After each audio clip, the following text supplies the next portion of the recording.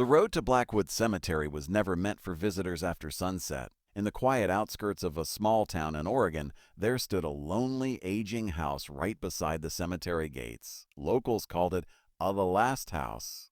Not because it was the final home on the street, but because, as whispers claimed, it was the last place people were seen before they disappeared. Daniel Harper didn't believe in ghost stories. A freelance journalist from Chicago, Daniel had built his reputation exposing fake hauntings and viral internet myths. When he heard about the house beside Blackwood Cemetery, he saw an opportunity. A small town, a creepy legend, and zero proof. It was the perfect story. He arrived just before dusk. The sky was bleeding orange into dark blue as he parked his car near the rusted cemetery gates. Rows of crooked tombstones stretched endlessly behind iron bars, half hidden by fog creeping across the ground. And beside it, barely visible through overgrown weeds, stood the house. It looked abandoned. Peeling paint, broken windows, a sagging porch. But one thing felt wrong. There was a faint light glowing from inside. Daniel grabbed his camera. "Let's bust another myth," he muttered, stepping out. The air felt heavier than usual. Silent, too silent. Even the wind seemed to avoid the place. As he approached the house, his footsteps crunched loudly on gravel, echoing unnaturally in the stillness. The wooden door stood slightly open, creaking as if inviting him in. He called out. No response. He stepped inside. The smell hit him first, damp wood and something faintly rotten. His flashlight flickered across dusty furniture, torn curtains, and walls covered in strange scratches. Not random scratches.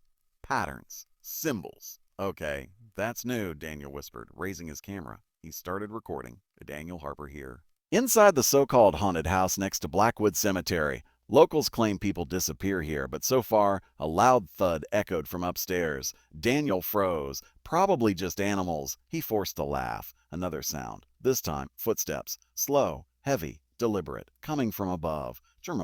Daniel's heartbeat quickened, but curiosity pushed him forward. He moved toward the staircase, each step creaking under his weight. "Anyone here?" he called again. No answer. Halfway up, his flashlight flickered violently, then stabilized. At the top of the stairs, a long hallway stretched into darkness. Several doors lined both sides, all closed, except one at the very end. That door was open, and the faint light he saw from outside was coming from there. Daniel walked slowly down the hallway, step by step. The floorboards groaned like they were warning him to turn back. As he got closer, he noticed something disturbing. The walls, they weren't just scratched. Names were carved into them. Hundreds of names. Some old, some fresh. Daniel ran his fingers over one. Ethan Cole, 2019. Another, 59. Maria Vance, 2022. A chill ran down his spine. These weren't random. These were people, missing people, the ones the town never found. Suddenly, a whisper right behind him. "Leave." Daniel spun around. Nothing. Empty hallway. His breathing became uneven. "Okay, this isn't funny," he muttered. Then it came again. Closer. "Leave before it sees you." Daniel's hands trembled. "Oh, this is just stress, just my mind playing tricks." He turned back toward the open door. The light inside flickered, and something moved. A shadow. Not natural. Too tall. Too thin. Daniel slowly stepped forward. He pushed the door open. The room inside was wrong. The walls were covered completely in carvings, names, symbols, and strange circular patterns drawn in dark stains.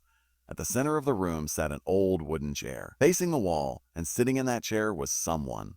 A man, completely still. Daniel's throat went dry.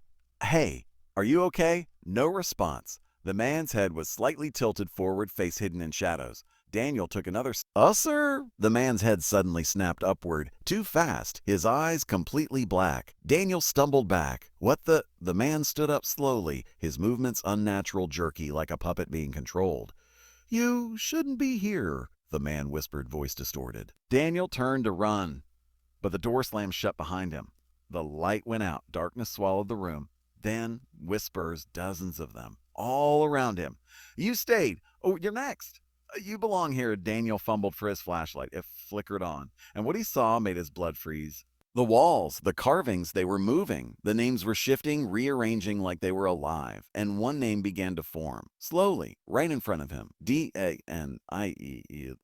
Daniel screamed. No, no, no, no, no. The man lunged at him. Daniel dodged, crashing into the wall. His camera fell, still recording. The whispers grew louder. The room began to spin. The air felt thick, suffocating. Daniel crawled toward the door, pulling desperately at the handle. It wouldn't open.